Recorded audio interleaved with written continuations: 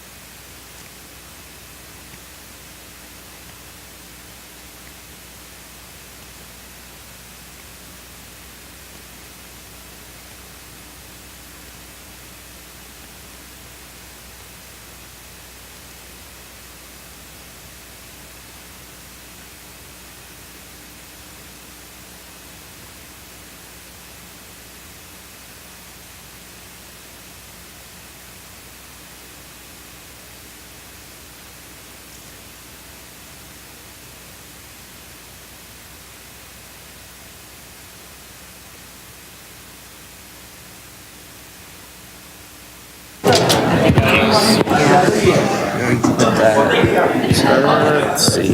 Yeah, just on the side right there. Just clip this on somewhere. I don't have a pocket. I'll hold it. No, they said they emailed you. And then how do I turn it? Is it on? It should be on. Yeah, and we have another one which is like Yeah. It's on. Yeah, it's on. Thank you. Testing. Yeah, that's loud.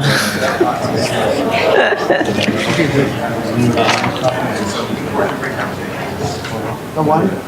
And this is the usual microphone. And is that the only one you need help with? Or? I think so. Do you need help getting your mic on? Or? I should be good. I'm gonna maybe a little bit. Or you know how to turn it Oh my off. God! Look at her. Hey. It's. I was gonna wear the same. I was gonna wear the same boots. Were you?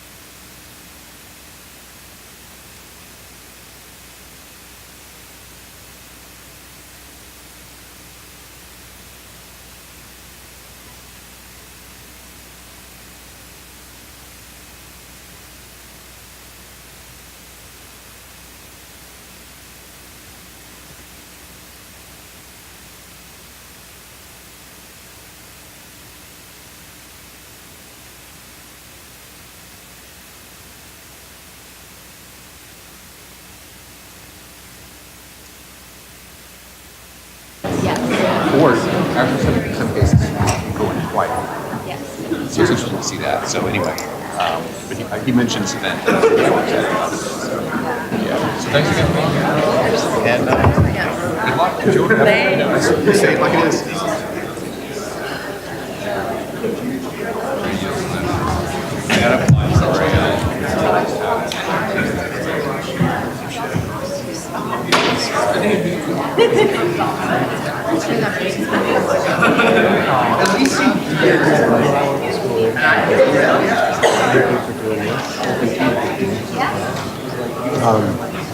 Mics was one of the things where we only have these 3 wireless handhelds for the hills.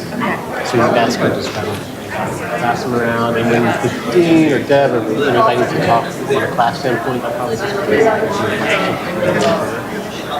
just use your And the only trick to know is like if you're holding and you grip too tight, this button is the off button. So just be aware that that is the button. And so if you lose sound, you just kind of push it again. Okay. Basically, just avoid that and you're good. Okay. Yeah. Did you see that? So with the wireless mics, you guys will just kind of pass around and share. So A lot of the like. that's the on off button. So if you were like really gripping it up here, Okay. I would probably be the one to do that. I mean, it would be me. about it. But yeah, the applicants just push it. Okay. But that's the only thing. Did you hear that? Yes. Just when you hold it, if you avoid putting your hand over the button, no problem. If you lose sound, it's probably just push the button.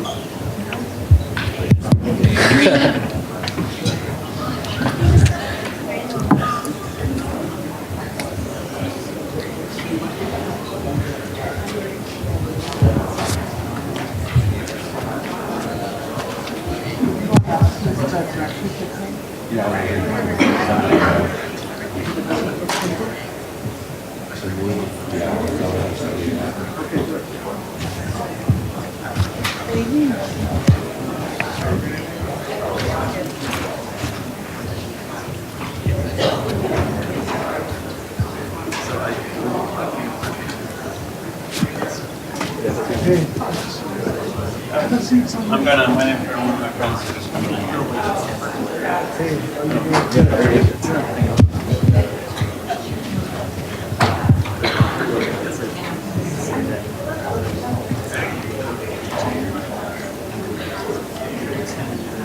Ready to get up on these high chairs? I'm glad I was telling Jane I'm glad there's flowers so people can't see me like Well, no, that's disgusting.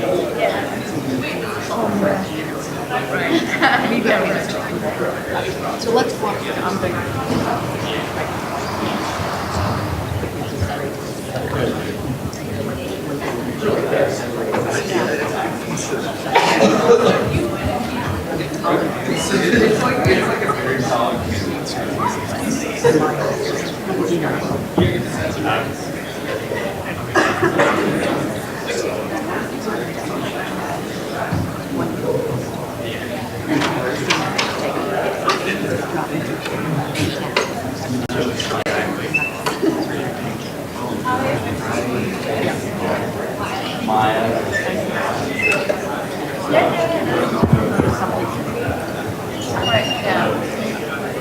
All right, so let's get you up here.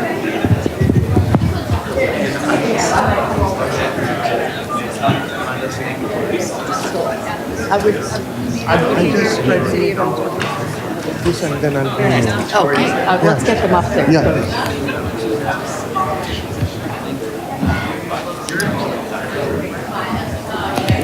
Hey, Lauren, they want you in. Maya, you guys get up too, so, and then Deb will start talking.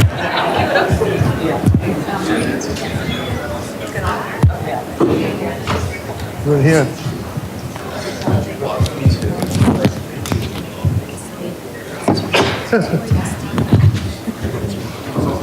Hi, my name is Deb Ikat, and I would like to welcome you to this special session of MEJO 101. The exact name of the class is From Gutenberg to Zuckerberg and Beyond. So it's a tradition that we welcome all our visitors to this class. So let's have a round of applause for everybody who's visiting. Just one quick announcement. Since this is a class session, we have these attendance sheets. So if you find them and you are not in the class, you don't have to do anything. Please pass it on to somebody who has to sign it. Let me invite Dean King. Dean King, there you go. So I forgot that Deb was going to put that assignment sheet out, so I want you to sign up, Professor, while you're doing it. I'm Susan King, for those of you who are not taking our class. I'm the Dean of the School of Media and Journalism, and we're putting together a special program today that our faculty really wanted to have, and there are a number of students who are not part of our 101 class who wanted to be part of today's program. They may be doing assignments. They may just be coming here to learn something. But we have one thing in our school, the School of Media and Journalism, that we say we want you to be of your time. We want you to take advantage of understanding everything that's going on campus and in the country while you are a student, because you're going to be defined by this era. And so we, the first day, Andy Bechtel was doing our first lecture for our 101 class, and he was going through what makes a news story. And he got through the various things, magnitude, sometimes closeness to something, And I was handed by my assistant the press release from Carol Folt saying she was resigning and that the statue was going to come down that night. So as he finished his thing, I just got him and said, this just in. So the students in Media 101 are living the news this semester. But I wanted to just emphasize some of the things that we have all today, UNC grads. I am very excited. Those who are in school and those who have graduated from UNC, and I'm going to introduce them in a moment. But if you ask certain UNC grads about what was it like when you were on campus, you will get things like, oh, it was all about the speaker's ban. Oh, it was all about the civil rights or the Vietnam War debates. Oh, it was all about the end of apartheid in South Africa. We had tents all over campus. Or it was about the Confederate monument. Everyone has had their time defined by something, and we're looking for our students to really engage with the issues. And that's how we got to this point tonight. We have a motto in the school. It's called Igniting the Public Conversation. We do a very good job of igniting the public conversation. A few times I thought maybe we should get rid of that word ignite, but we have not. Our job is to really produce students who are really engaging with the public in whatever the issues are of their time. And our faculty were discussing in a faculty meeting some of the issues on campus at the end of last semester and wanted to participate in that conversation. And today's event was scheduled because until yesterday, we all thought that next week the Board of Governors would be deciding an issue around the Confederate monument. And our faculty wanted to help frame the issue and so that people would have a better understanding of what might be there. We now know, of course, that there will be a delay. It'll be middle of May before the Board of Governors meets. But the idea was that we would bring people together, both in our area of PR and in our area of journalism, and talk about how the role of journalism and public relations plays in framing a conversation about something like the Confederate monument. And I just want to start with two thank yous. Faculty all decided that they wanted this. It fits who we are as a school. And Andy Bechtel volunteered to do it, and he ended up having to do everything. Andy, would you stand up? Because I'm now second time. We want to thank Andy for doing it. Consummate newsman. And I want to thank Kyle York, who worked with Andy to make sure that we could pull it off. Now I'm going to introduce you, and I'm going to step out, and you're going to have a class with some of our top faculty and some of our top students. Joe Kaboski here is our professor of public relations. He's a lawyer and a PhD. He did his PhD here in the school, runs a number of really important classes in PR, and he will be a moderator of this. Lauren is a double, as we say, a double Tar Heel. Get a little bit of a feedback there. She did her undergraduate degree here in public relations and is now doing her graduate degree, her master's degree in public relations. Lauren Houston. Wait a minute. Jane Stansel did her master's degree here.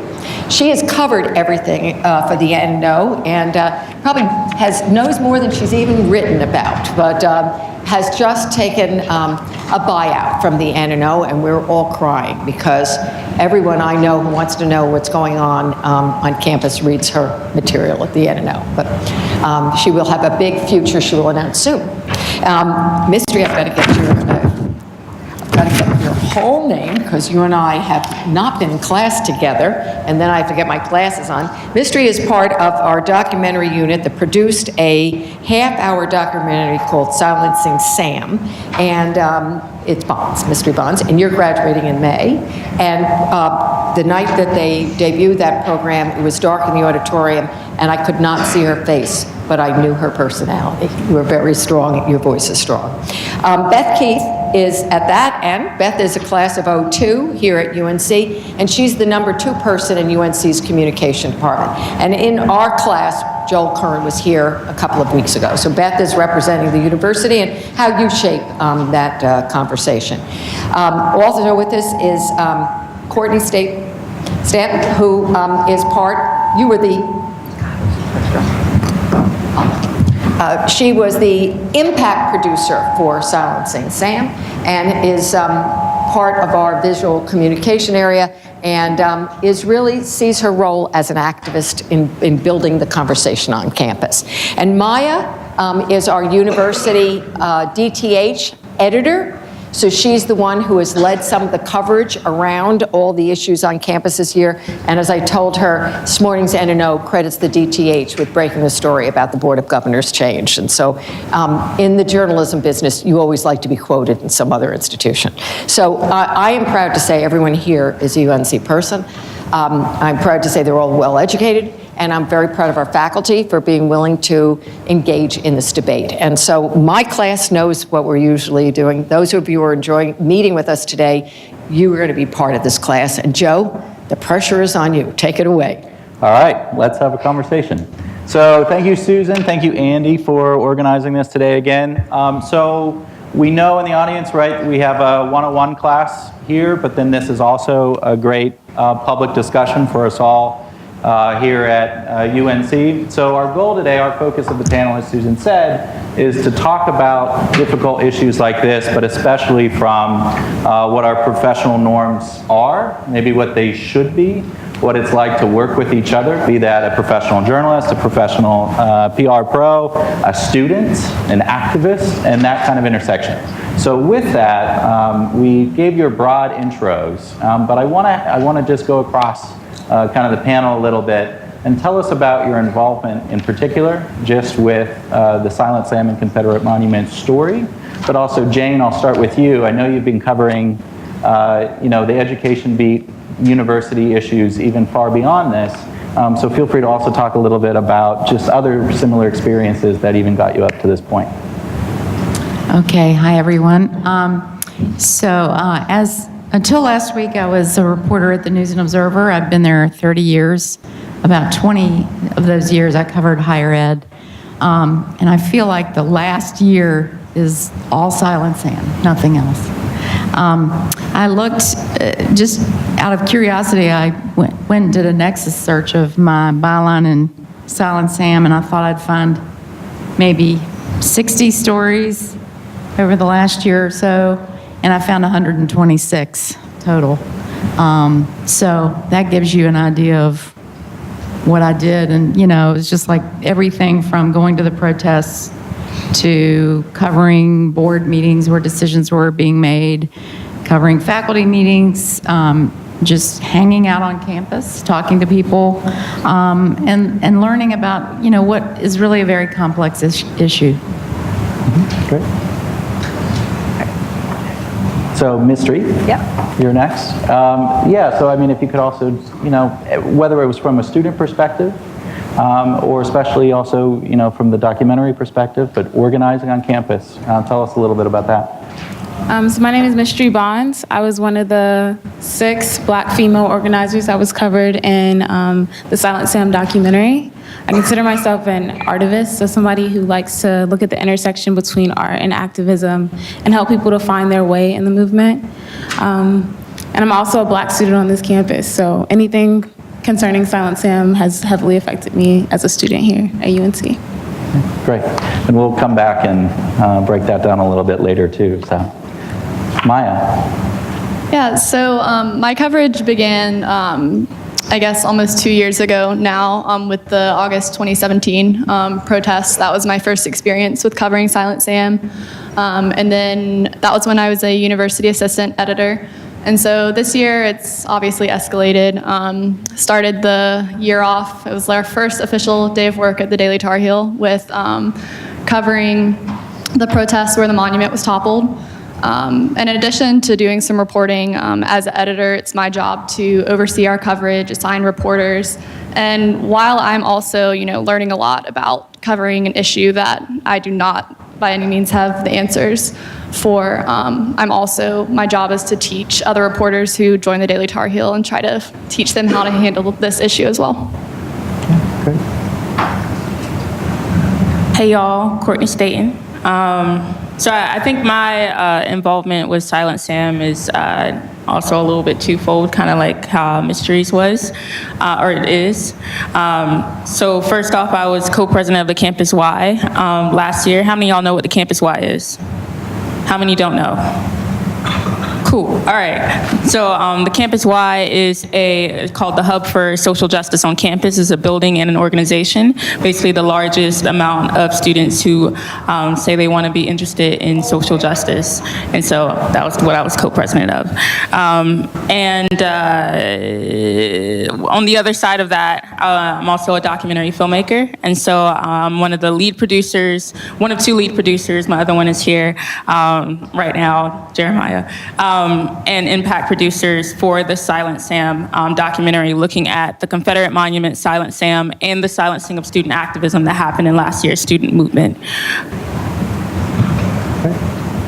Hi, I'm Beth Keith. I work in university communications, which is the department we tell the university stories.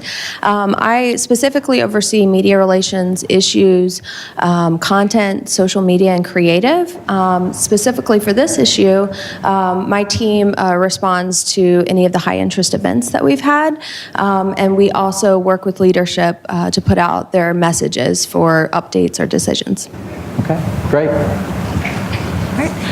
So I just have a question just for the student. Can everybody hear me? Just have a question for the students. What has been your experience over the last year and a half in dealing with this issue and then producing great work that has literally been able to be seen by hundreds and thousands of people, whether it be in classrooms or at film shows? How do you kind of balance that having to work on the issue, produce, and then also keeping your sanity, if you will, as a student, and then producing in class?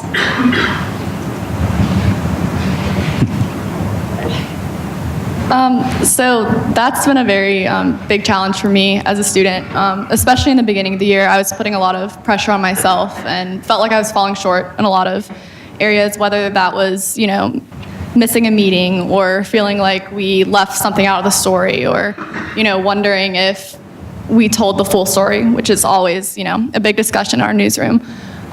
So for me, I think I kind of had this realization probably in November, kind of reminder that I am a student, that I am learning, and I think a big part of that is making mistakes. And it's easy to forget that, I guess, when you're covering something that's so important and it has such a big impact. But that's something I think is also really important to remember. Even the first years, I think, in my career, I'm going to make mistakes probably for the rest of my life. So that's just part of the process.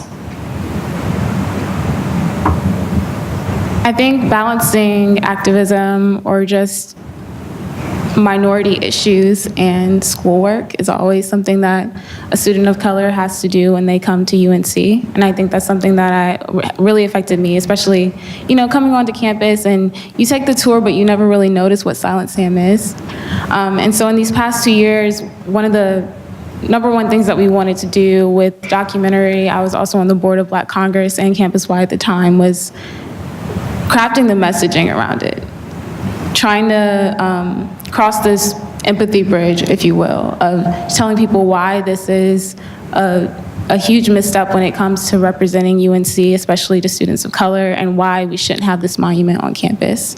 And so I would say it was hard. I've had friends who have chosen to be organizers and activists who they often have mental health issues. And I remember it was one of those times where I had just come into work and my manager pulled me aside and she was like, "Hey, mister, one of the greatest acts of activism that you can do at a PWI is to graduate. Like, my great-grandmother was a slave at UNC, and she would want to see you graduate. That's your greatest act of activism." So I think it's balancing that idea while also trying to stay true to myself and do what I know is best for UNC and best for the country in general, which is crafting this messaging of what a Confederate monument means to people of color.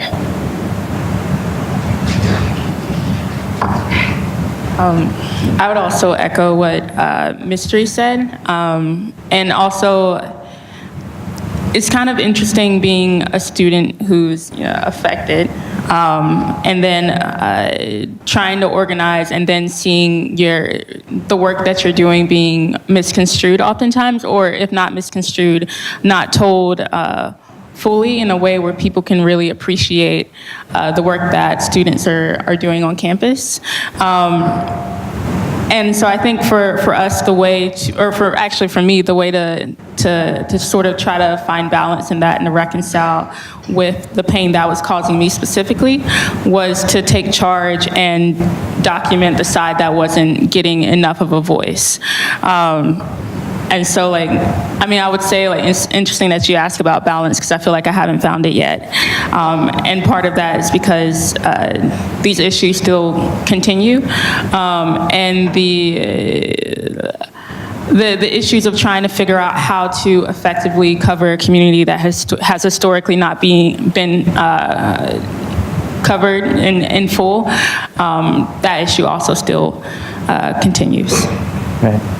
Yeah, and those are two things that we want to talk about later on the panel as well. Mystery, you said, learning to craft the message, and I want to talk to you a little bit later about how did you find, that message to tell? How do you reach people with that? But I also want to pick up where you left off too, Courtney, with it continues. So where do we go from here? I know we want to end on before we leave today.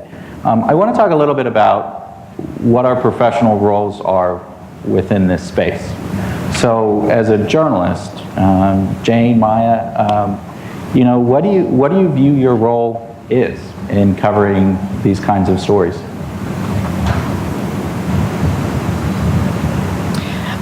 Well, I viewed my role as to try to tell the story fully from many sides and to get as many voices as I could into the stories. I also viewed my role as one of sort of public service, and that is sort of telling people something they don't know. This debate about what to do with Silent Sam since it came down has been largely conducted behind closed doors at a public institution. And I view my role as trying to shed light on that, whether it be through public records, emails, text messages, to try to tell the public the truth about the discussion that is happening behind closed doors. So that was an important part of the story, I think, that really, in a lot of ways, only journalism can do. Yeah. Can I ask you real quick, it seems like access is, of course, always a challenge, but can I ask you about the challenge of figuring out what the whole story is, as far as, who are the people that are part of telling that story? And I want to get into questions of objectivity here, where we can open it up to the whole panel here soon as well. But how do you figure out what that whole story is? Well, I think if you try to think in your head, what is the entire story here, your head will explode, right?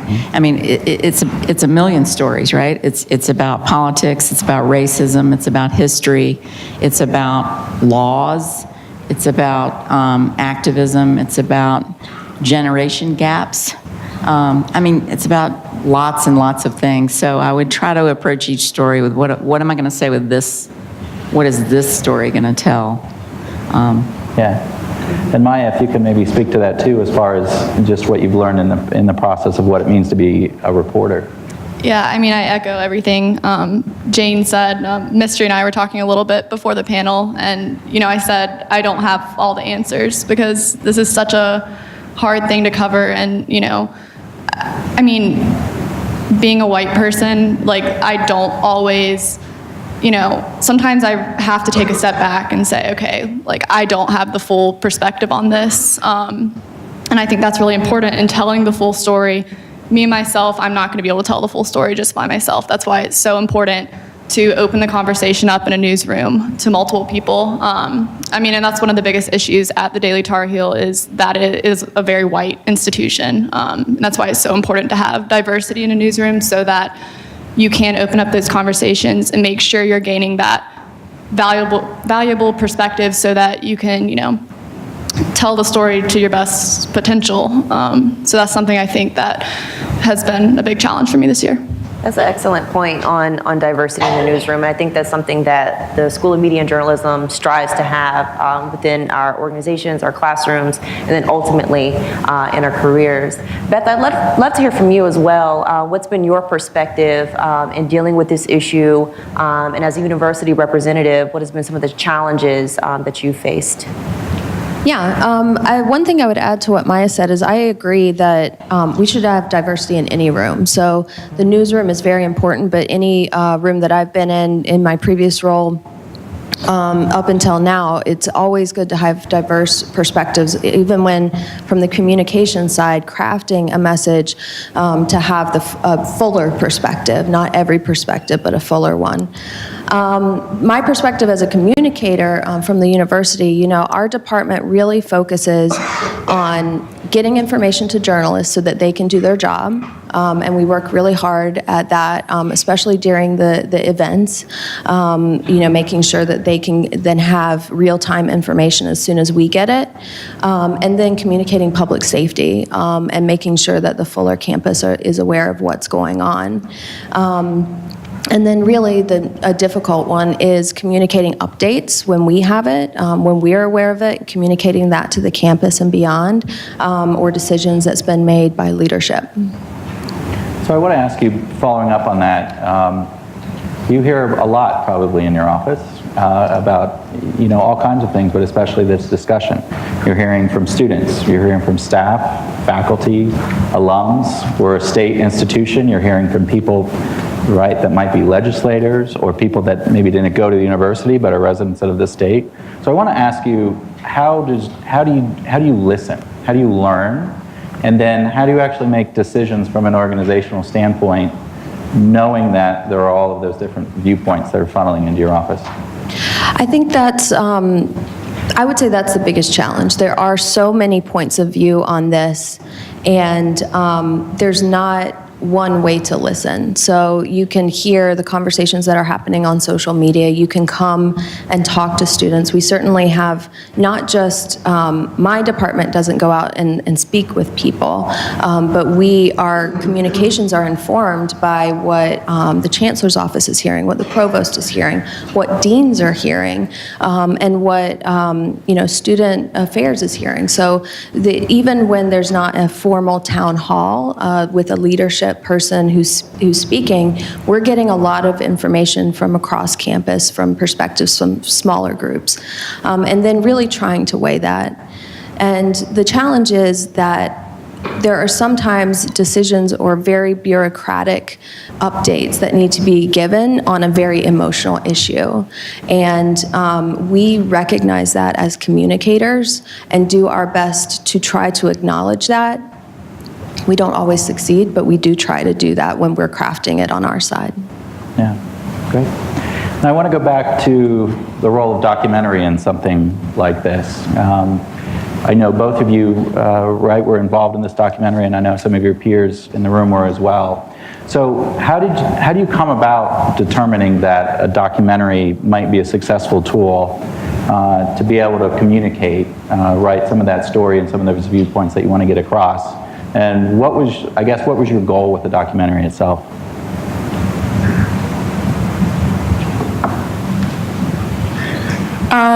So the first part about determining how the documentary would be a good way to tell the story.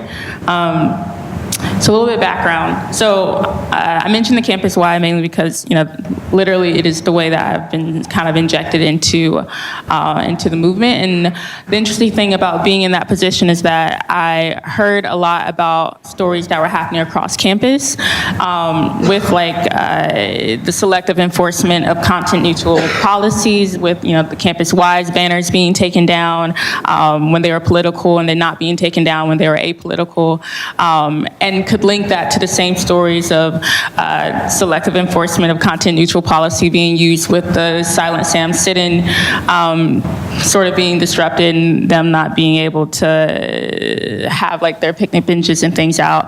And basically, so those are just examples, but I was hearing all of those stories from from different parts of campus, from different groups of activists. And the frustration a little bit was in general, as a person of color and as an activist, and especially as a person just newly claiming that word, I felt like people weren't connecting the dots enough, and weren't putting all these up next to each other and then saying, oh wow, look how similar this is the same issue, this is the same occurrences happening. And I also I made a note, but I also just in general like really appreciated like Jane Stansel's articles and things, and I figured that a documentary would be a good way to put all these things that have been individually reported together in one place where you can like sit down and make the connections. And then one good thing about the documentary field is that if you play your cards right, it's one good way to make sure the community has almost like an ultimate type control over their stories, or at least like a more direct impact over the way their stories are being told. You hear their voices, and because of that, I thought it was a viable way to get at the pieces of story that maybe we couldn't fit into an article, but that still needed to be heard. And I guess that kind of goes to the goal. I think we had multiple goals. I think my first one was that these stories wouldn't die without people knowing them, because I don't know if y'all noticed, but a lot of the things that we've mentioned that have happened over the course of the past year, the fact that there was a boycott, the fact that there was a policeman infiltrating a peaceful student sit-in, all of these they're not new. They're not new tactics, and they're things that link back to historical times when the Black student movement was first created, and was it the CIA who was like, yeah, see, you doing stuff?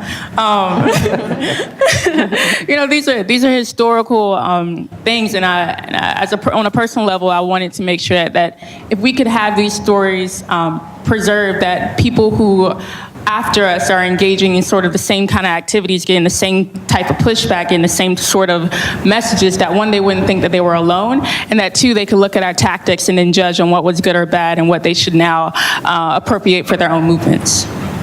Okay. Yeah, just so yeah, Mr. go ahead. Before you answer, we have the pleasure of having a clip of the documentary right here. So we do want to play that. The documentary isn't open to the public yet, but it is coming. But we want to play the clip, and then Ms. Reed, if you could follow up right after that clip, that would be great. We're at Silent Sam today because we got word that Confederate white supremacist groups would show up today.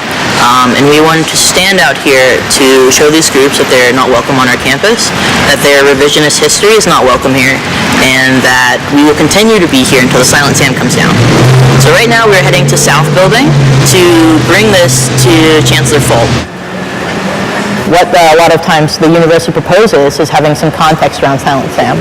But we've been out there every day providing this context. We have a fact sheet specifically about Silent Sam when it was built. We have Americanists out there every day talking about the history of the Civil War, talking about the Silent Sam. And what has that gotten us? A lot of times that's gotten us a lot of threats, a lot of intimidation, a lot of surveillance from DPS. I mean, the thing is, I think a lot of people say it's like, okay, it's just a statue, it's just Silent Sam, what are you going to do after Silent Sam? Well, Silent Sam to me is representative of all these issues on campus, right? And my thing is, if they're not willing, again, to take down a statue, what else won't they do when it comes down to it, you know?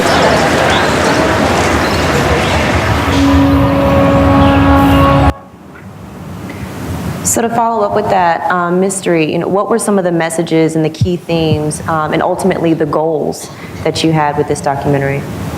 So, the movement to remove Silent Sam has been going on for about a century now, ever since it was put up. I know this because one of the things about this, one of the conscious decisions that we made when, organizing for this movement was to go and talk to some of the faculty and staff at UNC and some of the alumni to find out their past tactics. And in this century, nearly a century, in this time period, so many people have told our stories, but we never have told our own. And I think that's why the documentary was so important. Since the documentary has been made, I think you all are talking to Wilson Library to get it archived, right? Because right now you walk, to Franklin Street and you walk past that area in the quad and nothing is there. It looks like nothing was ever there. And so students who come here in the future will never know the struggle that UNC students went through to get that statue removed. But more than that, when they think about, the hardships that they'll face when they come to campus and the movements that they want to organize around. They need almost a blueprint, or they should know that, I can do this because there were students in the past, and it wasn't just 6 of us, right? This is a lot of the Black community, even more than the Black community, a lot of the POC on campus and allies who helped to rally around the removal of Silent Sam. So it's not a vacuum, and they need to know that, okay, I can rally the same support from my community and from my campus to get things done. And I think that was one of the goals, also to just challenge this idea of objectivity. One of the greatest things about this film was that they brought on impact producers. So these are producers who, I know a little bit about journalism, hire me for your graphic design. But more than that, it was, okay, so now the film is made, do you all feel safe? Should I not show your face in this section because you're being targeted online right now? Once it's made, where do you want it to go? Would you like to be able to sit beside the film when it's being shown to give it context? And I think that's a lot of the questions that journalists don't often ask, and maybe they don't feel like they have to, because I don't feel like it's been an idea in journalism that you should challenge this idea of objectivity. But I think it's one of the greatest things about this film is that it's not only making a larger standpoint about Confederate monuments and student movements on universities, but also about how to conduct journalism and objectivity. Yeah, and that's what I want to pick up with Jane and Maya on that point. Right, we've talked about how it's important about who's even in the story. And then there's this notion of objectivity. Mystery, you said, right, the power of a documentary is you get to tell your own story. And the norms of a journalism profession is, right, you are inherently telling other people's stories by, telling that story through sources, through quotes. So how do you view objectivity in your role? And what are some of the challenges as far as things like sourcing within your coverage? Well, I think objectivity is always the goal, and it's sort of in the eye of the beholder, right? So to me, objectivity is using language that is not loaded in any way, not adopting certain phrases or terms that some groups use, but just telling it as straight as you possibly can, but also including many, many voices and making sure that you're getting a real diversity of voices, and just making sure that you're giving a full picture, to me, is objectivity. Okay, great. Maya? Yeah, I would give the same definition. But I will say it has definitely been a challenge this year. And we've had a lot of discussions about giving certain groups that come to campus, Confederate groups, this false platform. I don't know if that's the right terminology, but so that's been really hard when sitting down to write a story, also on a deadline, and wanting to have as many voices as possible. And it's so important to think about, why maybe certain people weren't here. Are the voices that we have in the story representative of everyone there, or just a small group of people? And are we, portraying that in the right way? So there's a lot of questions and a little time, when writing a story like this. But it's been really hard, because when I'm out there and interviewing people, I don't want to completely ignore the fact that there is racism that is coming to campus. There are people that still have these beliefs about the monument and people of color. So, it's about finding that balance of showing that there still are people out here. This discussion is still happening because those beliefs exist, and showing that existence while also making sure I'm giving,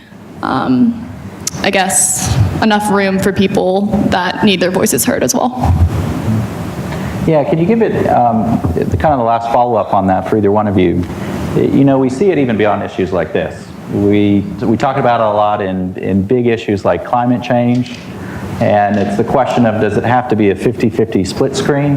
Does it have to be an equal portrayal?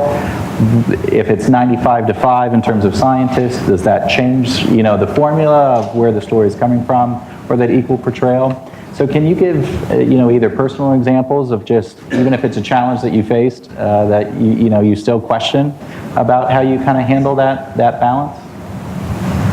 I would just say there were some challenges at some of the protests, I think. Some of the activists didn't want to talk to journalists. They had decided they didn't trust us anymore, or I don't know. I refused to talk to journalists, so there were people who sort of shut you down. There were times when the folks with the flags were in town, that our camera people were trying to shoot video and stills of that, and other people were trying to block their view. So that was difficult because obviously we want to tell what's happening, right? And, and there were posters being put up in front of the cameras. So that was a challenge for our visual journalists. I didn't really have to deal with that so much.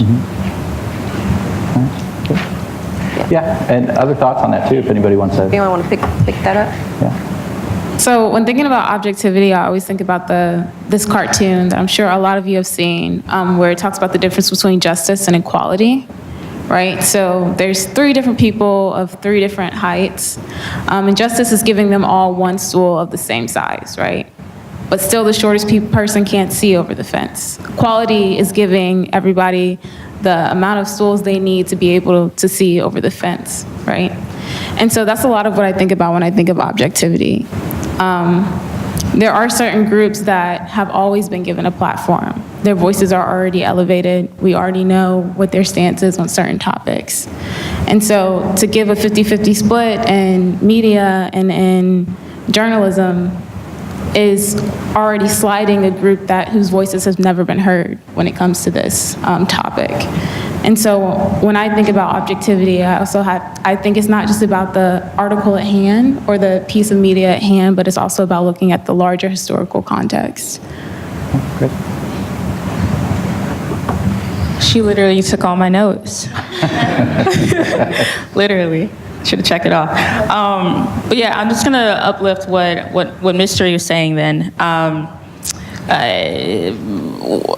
Yeah, so when thinking about objectivity, just to root it in more history, the journalism field has basically been created out of a white context, if that makes sense. So if you think about, okay, I'm not going to remember exact dates, I apologize for that, but if we think about like in is it the 50s, 60s? Okay, whenever African-American newspapers first got that first rise of being created, the reason why they were created is because they didn't see themselves reflected in the current newspapers. Either their stories weren't represented or they weren't represented in the most truthful way, right? And part of that reason was because, Black people weren't in the newsrooms, or they were racist.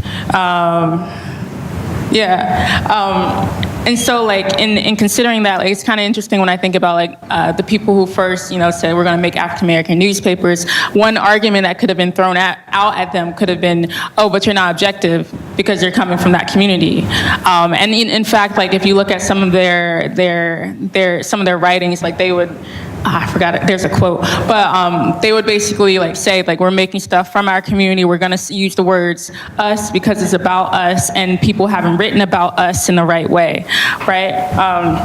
And so that's something else to consider in objectivity and just uplifting, just so y'all can have like a historical reference to that. That like Mystery said, like historically people haven't gotten the same level of platforms. And so like one argument that we've heard about our film is that we don't talk to the university administrators, and we don't talk to the policemen, and we don't talk to whoever else you can think of. And that because of that, like it's unobjective, and that doesn't present the truth. When in fact, like part of the reason why we decided to focus on the activists and the people that we featured is because those people weren't given a platform and their truth wasn't being told in as full a way as it could have been.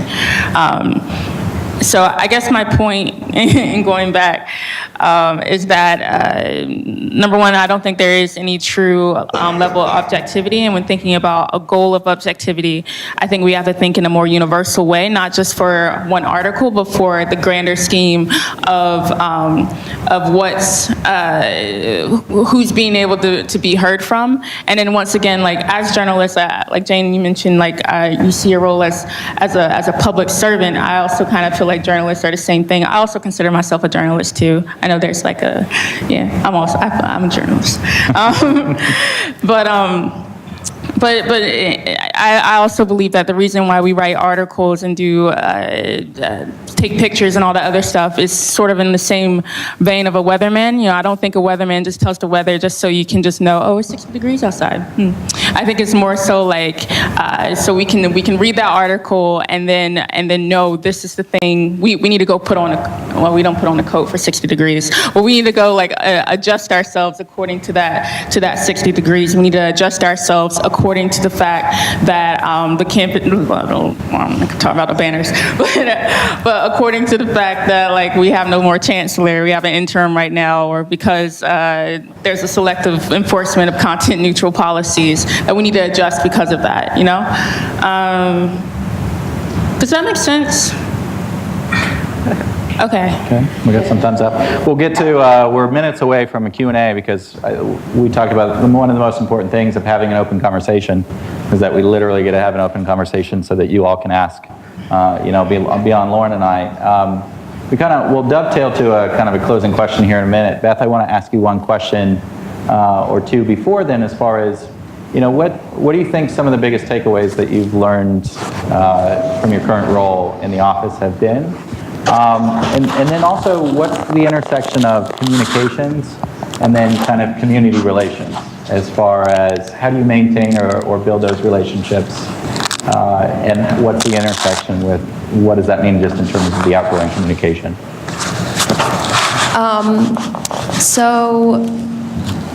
I'm sorry, I got caught on the community relations. Takeaways, the first question is just, the biggest things that you've kind of learned over the process in your office. So I started in this role in the summer, so I've learned a lot since I've gotten here.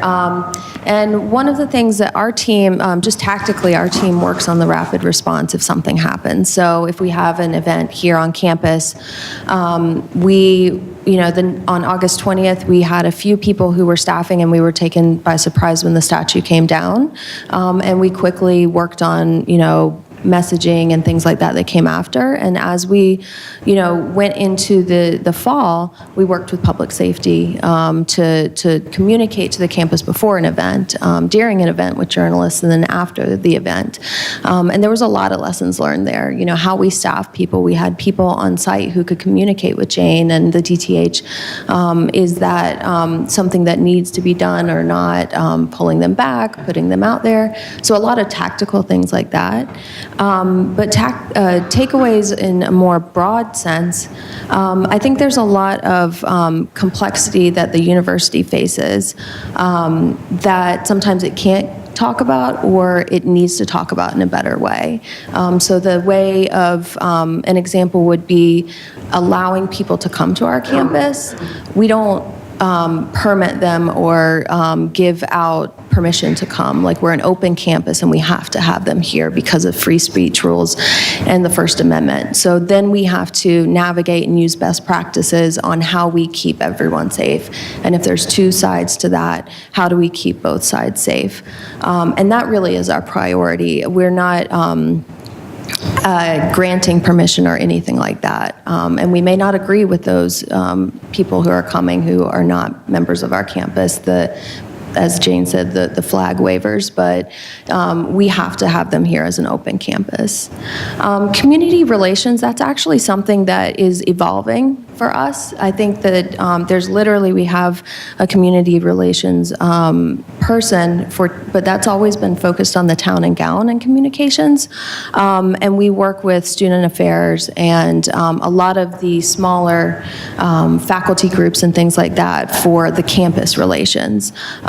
Because our team is so small but mighty, but still can't be everywhere at once and hearing perspectives like these today. Okay, great. So our last question we kind of want to ask before we open it up to everybody is, we're here because we had a very difficult year. Of course, there's been a lot of attention on this issue in this moment, but as we started this whole discussion, it didn't start last year, right? These issues are a long context of history and time, and we might go tomorrow and not talk about it. But it also didn't go away tomorrow.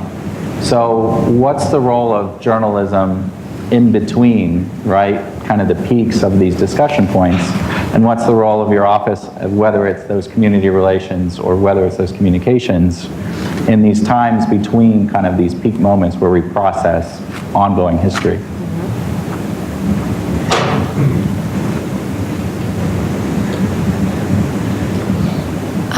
I think if you're not having to run and cover something every day, you can kind of sort of take a little more time and think critically about sort of the arc of what has happened and where a community started and where it is now. The weekend after the statue fell, we did a pretty long history of the statue, and it was, sort of 4 chapters, an unfinished history of Silent Sam. And so we looked at, when it was erected and the speeches and, what it was really about, and sort of through the years that there was this activism, back in the 60s and 10 years ago and so forth. So we wanted to sort of explain to our readers, because there were probably a lot of readers out there who were like, well, why did they tear that down? Like they didn't understand this whole development of history that had happened. And so we wanted to try to do that. The challenge was we only had 2 or 3 days to do it. It took 2 reporters and a videographer and everything. So, but when you are not in the heat of the moment, you can kind of think, I think, a little more clearly about all the various forces that come together and explain that better. To go off of that, one of the first things I learned in writing and reporting here at the J School is that as a journalist, your main responsibility is to the people, right? To the public, to inform the public of what's going on. So I think that's one of the things that journalists are poised to do, is to keep informing us of, oh, the Board of Governors has put off their decision for another week, okay, or for another month in this case, okay, let me tell people. I think another thing that is really important, in thinking about journalism's role in this in-between is to continue to do the due diligence. So Jane, you told a story of like activists not wanting to talk to you at a specific protest. That happens all the time, and from being one of those activists at times, it's because, I don't want my name in the paper. I don't want a quote there, or that's not the reason why I came there today. I came to protest. So I understand that, but also to make sure that, when you can't get those activists right there at the protest, to still reach out and make sure that you at least have a black and brown or brown person giving you quotes and things like that. So just continuing to think about the public and also expanding that definition of the public and making sure that your definition matches everyone whose story needs to be told.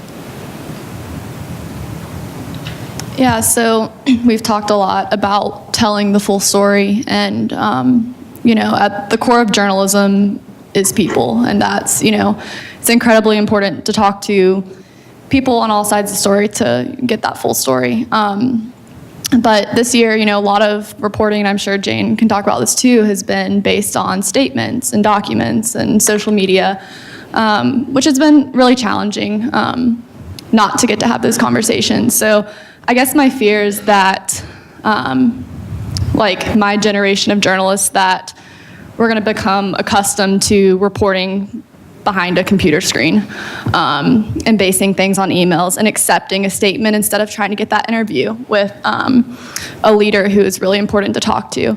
So I guess that's my biggest fear, and I just, I want all of us who are trying to be journalists to, keep showing up at offices, keep trying to talk to people, because, that is journalism, and I don't want that to change. I completely agree. So Courtney, before you answer, I want you to obviously answer the question, but then also touch on the importance of having a platform and the importance of the voices who are in the story to tell the story, and the platforms that are available to them, and if not available, created for them, and what your experience has been with that. Okay, I'm writing it down so I don't forget. Sorry. So the first part on having a platform, I think part of it is kind of intuitive. Obviously, when you have a platform, you can influence the way basically the world works. I think that's sort of like a core way of doing it. Actually, okay, so I'm gonna tell y'all a story. This is the story of my weekend. So over the weekend, I was at the True False Film Festival in Columbia, Missouri, and I ended up, happened to be there for a documentary fellowship based out of Albany, and they had paid for us to go. And while I was there, I happened to see this documentary called The Commons, which it was about our campus and basically like the protests that happened around the area of Silent Sam and in the pit. And in watching the documentary, I noticed that there were 3 people who were pretty recurrent in the documentary. Just so happened to be, well, not Mystery this time, but Angam, Michelle, and Maya. Maya, you saw in the clip. And so I was thinking, that's interesting. I hadn't heard anything. Maybe I should check with them. Maybe they don't know it's like premiering in a film festival. Do they know that they're in this film? And knowing the directors, Michael Galinsky and Suki Hawley, I was just curious if they had like already reached out. So I texted them and found out all 3 of them didn't know that they were in this film, and that in fact none of our none of the activists that I knew there was a film about our campus besides the Silent Sam film that we created. And that also, like, this wasn't the first time that it premiered. It premiered at a film festival in Big Sky in Montana, and was being shown for the second time in Missouri. And the other important part of that was that, like, in watching the film,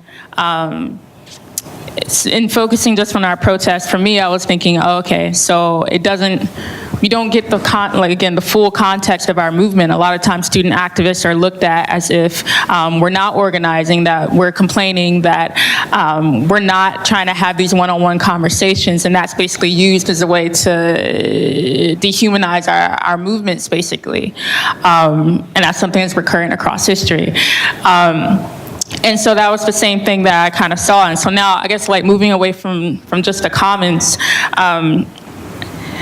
well, actually, if you look it up, you'll find out that I made a statement on Sunday, and you can get more information about that. You can just Google True False. But moving aside from that, like, that's something interesting that happens in our specifically in the documentary field, but more broadly in the journalism world, and the idea that, like, if you're not people not from the community going in and making a documentary or doing pictures or writing a story about a community that's not theirs, and not involving the community. So like, I understand, like, not everybody can always have every identity of the community that they're a part of, but there is an importance of involving community members in the decision-making processes before, during, and after the film. And if you're not doing that and then taking that information and basically profiting off of it, also, I know this sounds like a rant, y'all, I'm sorry, but it basically becomes extractive filmmaking and kind of extortion, basically. And the important part of that is that in thinking about truths, you all mentioned something that was kind of interesting, that, or I think you mentioned it, that, like, as a white person, you might not be able to get all of the context of the stories that you're trying to talk about. I would just sum that up as a blind spot. You might have a blind spot for certain areas, and so when you think about your teams, if you're really speaking specifically from a black and white context, if people from that community aren't part of that decision-making process, then your blind spot is now put on display for everybody else and then taken as truth. Does that make sense? Okay, so that's kind of like the idea of community members needing to take control of things about their community is definitely a very broad conversation, and it's kind of like why the idea of objectivity is really important. Because a lot of times objectivity, like I mentioned, African American newspapers, objectivity is basically used sometimes as a way to say, if you're from that community, then you shouldn't be telling that story. Or it's a way to justify films that have blind spots that are being shown as truth, like basically to justify why they should be shown as truth. And sometimes objectivity is used as a way to affirm that. But like, as we can see in that film, like when you don't have people from the community who are heavily involved, then you could easily misconstrue a subject. And that becomes especially important when you're looking at groups who have already historically like not been a part of that representation and not seen themselves represented fully. And I also wanted to mention something about the idea of activists not wanting to be photographed or interviewed or all that stuff. But Mystery kind of mentioned that part of the reason why activists don't want to be filmed or interviewed, like there's multiple layers, but one of that is that their stories have historically not been represented in an acceptable way. You know, like just to give an example, I gave, and actually no, it wasn't even me. Another activist gave an interview about like this basically what I just sort of described to you all, and basically said like, oh, so the issue is that you're just mad that the filmmakers are white. Does anybody think what I just said meant that the issue was just that the filmmakers were white? If you are thinking that, then that's the issue with the way I describe it, and I apologize. But like, but that's just like a clear example. You know, blind spot being now they're the article that's being shown out to people because we can't always be in that room. It's being taken as truth. Why did I bring that up? Sorry. Activists not wanting to be filmed. So. Like I said, historically haven't been represented, and then there's the danger that you all as journalists also need to understand. Like Mystery said, like if their names and faces are out there, then that's a danger. For a lot of, I was just speaking about black people who decide to step up end up becoming targets, and that's something that you all as journalists need to understand. There's a certain gravity that comes in telling your stories to people. There's an emotional gravity, number one. And then there's also that physical gravity. We're not living in a world where if you speak out, everyone's gonna welcome you with open arms, right? I mean, honestly, like from me talking to you all like right now, like people might not open me with welcome arms because of the fact that I'm speaking out a little bit right now, just a little bit, you know, because we got a lot to say. But like that's something to consider in the people that you're talking to, and to not like dismiss that. But then like if they don't trust you, that's I'm gonna say that's kind of y'all's fault. It's journalism's fault that activists can't trust journalists to tell their stories accurately, in the same way that it's kind of policemen's fault that people in black communities can't trust all policemen to, you know, and not to say that all y'all are bad, all y'all are great, but or that like. I'm twisting myself up. Wow, okay. But basically, like, if you're getting that pushback or you start running into that, then look at your work and see if your work is also having a blind spot. And if it is having a blind spot, you can talk to me, you don't have to, but there are resources that you can look at to figure out, why am I having this blind spot? What are the blind spots? How can I amend those? I think an article that I've been talking for a while. Okay, okay. All right, but an article that you all should probably look at, there's an article called Navigating the River, Colonial Narratives in Documentary, I think that's what it's called. It's by Eddie Martinez, or he's called Edwin Martinez. But look that article up, read that. There's another article, if you're interested in a documentary field, called Beyond Empathy by Sonia Childress. Read those articles, start learning the history behind our journalism, world and start making the connections to the present, because all the pushbacks, all the things that we're even mentioning, they have a historical background that you need to understand as journalists and as people. Okay, yeah. So, yeah. Thank you, Courtney. All right. And so lastly, I would like to hear from Beth. How do we keep the conversation going while keeping the students and student safety first, while also positively representing the university? And then we're going to open up for a few questions. Yeah, I mean, I think that the times that you described in between the peaks, the valleys, or whatever we want to call it, are the most important time. So we can establish those relationships and work on building trust. It's when things are really high energy and emotions are running high, and in these events and things like that, that if you haven't established those relationships already, then you're going to really struggle. And so that I hope that if we ever do get to a quiet period, that's what we can focus on, is really building that trust. And I do feel like my answer's a little trite after all the powerful things you just said. So, but I did want to kind of go off script and say that, like, this university is very important to me, and that's why I work for the university. And one of the reasons is because I was a sheltered person from a small town in North Carolina. And when I came here, I learned about a lot of the issues you're talking about. And so it is important to talk about these issues. And I think that that's why I work for this university, because it offered me opportunities I could not have gotten coming from a small town, but it also offered me perspectives. So I just wanted to say that, like, I believe in the mission of the university because of that. Great. All right. So we want to open it up to everyone out there. We've got a couple microphones. Those in the class will be familiar with the catch box, I think. So. We got a question. Tell your name.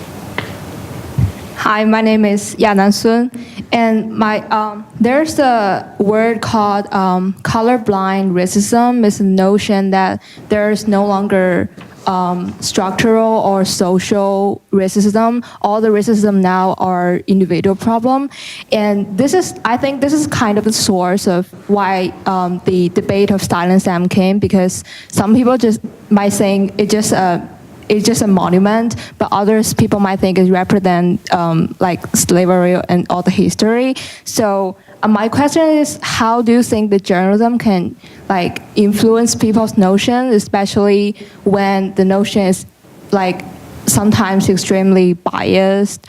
Because it is different from like pass or fail a law. It is influencing people's notion.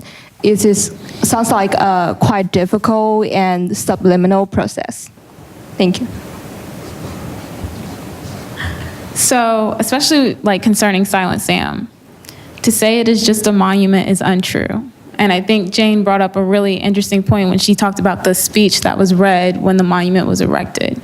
So a lot of the time when, unbiased articles are written, it's also eliminating some fact that would support, a certain opinion. In that speech, it said, "I whipped a Negro wench until her skirt was in tatters," I believe. It talked about how this campus was for the Anglo-Saxon race and the Anglo-Saxon race only, right? These are facts. It's not something that I'm saying. You can look it up. You can pull the record at Wilson Library. So I think one of the ways that you can avoid this notion of colorblind journalism, is colorblind racism. Racism is about race, so it can't be colorblind. That's beautiful, I wish, but it's not true. And B, it's just to support your articles with facts. And that's one of the main ways that, you can support this new idea of objectivity, is to always have the facts to support what people are saying. Yeah, I would just add, there's an example that's in my head of when all this was first happening, there was this There was this picture that was circulating on social media, I'm sure you all saw it, of Michael Jordan and Sam Perkins posing by Silent Sam. And the people who were circulating it were just like, here, this is not a problem, you know? And so people use, you know, a piece of documentary evidence to try to prove something for a whole group of people that's not really true, right? So, I don't know. I just thought that was an interesting example of something that made the rounds as one narrative. Question here. Hi, my name is Miranda. So with such an emotional issue, I'm wondering about how to go about dealing with the kind of intersection of being a reporter and also wanting to be an activist with an issue where everybody has an opinion and there's a lot going on. And I know, like, for example, DTH staffers can't attend Silent Sam protests unless they're, like, reporting on it in order to protect their objectivity. So how do you deal with being a reporter and not letting your ideas and your own beliefs kind of affect your truth-telling? So one of the reasons why activists are so wary of speaking to reporters is because there's not an outstanding relationship, right? We feel like people just flock in to grab a soundbite, they leave, and then they misconstrue or write that soundbite up how they want. And that's not all the time, right? Like, there have been a lot of great DTH articles. I wouldn't have, like, I work with the DTH. Like, I wouldn't do that if there weren't some good reporters there. So that's not always the truth, but oftentimes it can be. And it's because of certain unconscious biases that people have, and that's what we have to understand as people. We have these blind spots. We have to acknowledge them, and then we have to work around them. So one of the ways that I feel like journalists could go about that better is to have a conversation with the person. Don't just flock in, ask for 2 statements, and then leave. And then also just to make sure that you're always asking that why. For example, me and Maya were just at a panel together, and at the time of that panel, there was a protest going on around where Silent Sam used to be because neo-Confederates were supposed to be there. And one of the things that I said that day was, hey, there are no black people out there because we're not about to go where a whole bunch of Nazis are because we're not trying to die. Like, we want to graduate. But a lot of our allies are out there. So when you go and get those sound bites, you need to ask them, hey, like, why are there no people of color protesting around an issue that mainly affects people of color? Do you know anyone I can talk to? So just doing that due diligence to make sure that you get the statements of the people who the movement is representing. Other questions? Way back there, and I'm going to just make a quick, we'll get you the mic right there. The DTA, the N&O, I looked up the coverage of when the monument was, you know, inaugurated, and Carr's statement was not in that day of story. It was just about him talking about the soldiers who died. So it took many years before the documentation out there changed very much the power of what went on at that statement. So one of the reasons why I think daily journalism could be important, because it documents it, but what we know is the history didn't even document that moment. What's wonderful about the documentary that these young folks did is that in the Wilson Library now, the pouring of the paint and the blood will be documented, and there will be a video of the Maya confronting the police officer who went undercover. That is all now part of the history of our university, captured by our student documentarians. So I think daily journalism did not capture it. Documentary over time did put something into our history books that I think is just important to show. Back there, you got that mic that looks... Yeah, I guess, okay, everyone can hear me. Hi, my name's Joe McLean. This is a question for the white folks in the table. Could you, obviously there's a lot of history, there's a lot of context with the statue. Can you tell us about an example of a time where you had to educate yourself on that history in order to do your job effectively? Yeah, I can give an example. Before the first protest I covered in 2017, I'd seen the statue. I didn't have a lot of knowledge about it. So I had to do my research before I went out there because obviously that would not have been a good experience if I went out there with not understanding context. I also talked to people about what the statue means to them, history they know about. So it was really about talking to people and educating myself so that I could report effectively.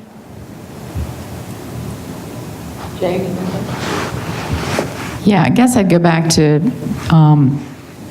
what I just mentioned about our four-part thing on the history of Silent Sam and sort of looking at the speech, talking to a black faculty member who left this campus for another job because he felt uncomfortable with Silent Sam, at least in part. Talking to people who were affected through the years by the statue. I want to ask anyone a question too, but putting, when you're telling a story, you're putting people who may be saying things that sound terrible, or you're talking to the Board of Governors who's saying, we got to put that back, or what. You put all that into the story. You're not just telling the activist story. Is that important to put all of those points in to record it? So, Jane, I'm going to ask that for you. If you're going out, the activists might not trust you, so they didn't want to give it, but you then go and talk to the Nazi groups, and you talk to Board of Governors, and you try to get all these different voices who might be saying exactly what's opposite the protesters. The documentary was the story of the protesters, so they were able to get deep into that. So why do you get all those points of view? Well, I mean, it's just, to me, it's part of the story. But yet your context showed that it was a racist statue, put up during Jim Crow era that was a symbol that was not representing UNC today. But you'd represent people who didn't agree with that. But right. The history showed that. What was kind of stunning to me was to look at all the, I've reviewed, thousands of pages of emails that were sent to Carol Folt after the statue fell. A lot of very angry people who have no connection to this university, angry that this statue came down and you should quit, you should be fired, and et cetera, et cetera. So I included some of that in the later stories. It took a long time to get those records, but yeah. But because you thought historically people needed to hear that voice out there, So I was just going to add to that, also, I think there's a little bit of a difference between just talking to random people who I can't call them random, talking to people who don't really agree with the statute being up, and then also trying to hold power accountable, which is another purpose of journalism, which Jane has obviously done very well, and talking to the Board of Governors. There's definitely I don't like the word hierarchy, but there's definitely levels of power in that for a person who is part of the community, you need to know what the activists are doing, but journalists specifically, especially white journalists, have a particular advantage in being able to intersect power and being able to tell us what's going on with power in a way that people of the community can't just go up to Chancellor Folt and be like, so what you doing, All right. Any other questions? Got one more. Get that weird microphone that's in the box that we're allowed to throw. Tell us your name. Hi, my name's Daniel. I was wondering if you'd talk a little bit about what you feel are the intersections between privilege and this journalistic notion of objectivity. So, everybody's probably taken a women's studies course at UNC. If you haven't, take one. It'll change your life. I agree. But you learn about the male gaze, right? And how when you watch films, the male gaze is often enacted through the angle that the camera takes and the way they travel up the girl's legs first before you see her face in Fast and Furious, right? Okay, so there's a male gaze, but there's also a white gaze. There's also a black gaze. There's also a female gaze, right? Because cameras are an extension of a person. When you write an article, you're trying to be objective, but oftentimes, which is why there are editors, right? They are an extension of you. And so when you're trying to balance this idea of privilege and objectivity, you do have to put yourself in check. And one of the ways that you can do that is by having a diverse newsroom, by having people beside you. In this documentary, one of the great things they did was have impact producers. As an impact producer, I wasn't telling them what shots to include or anything like that, but they'd bring what they felt told the story to me, and they'd say, hey, like, is there anything in here that makes you feel unsafe? And these are the questions. In writing an article, we're not saying, hey, tell the public that Silent Sam is racist, right? But do you provide context of why there are groups of and communities of people who feel like this statue disenfranchises their community? And there's a difference between those two things. And there's a way to craft those narratives. And just to root what Ms. Ray just said in some more history, journalistic objectivity requires sometimes that you are unaffected enough from the subject that your feelings and emotions are not strong enough to inject what you're doing, and that's a very hard ask.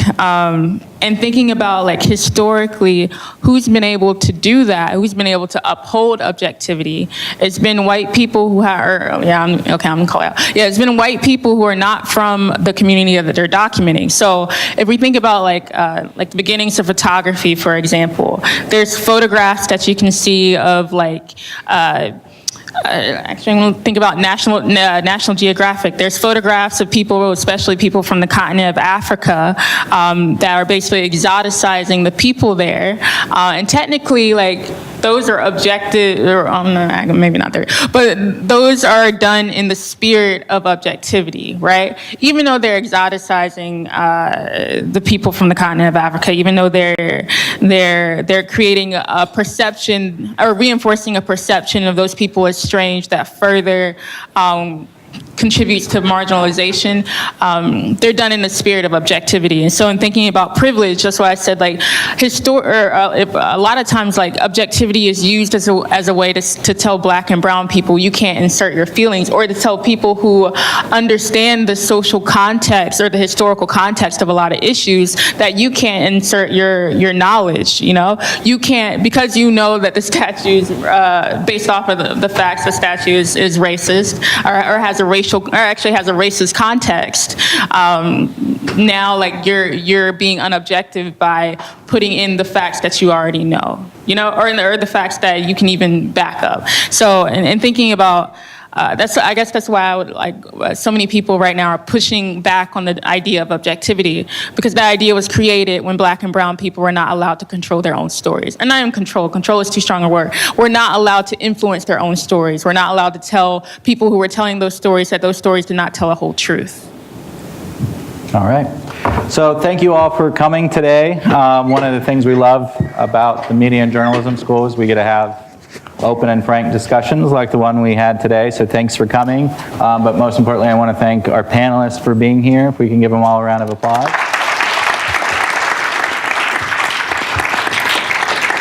And one final thanks to Andy Bechtel and Kyle York for helping organize today's event, and Deb and Susan for letting us take place in your class today. Thank you all. Thank you. Have a good night. Easy to the dog. They were curious about this other Yeah, it's pretty bad. It's really bad. Can I sign the roll? I sat on the roll is in the front. In front? I think it's front. I don't know. I don't think they have a trailer. Hang on for a minute. I have to just... Hey, thank you for coming. Thanks for letting us know what was happening. Well, it was great. Thank you for coming.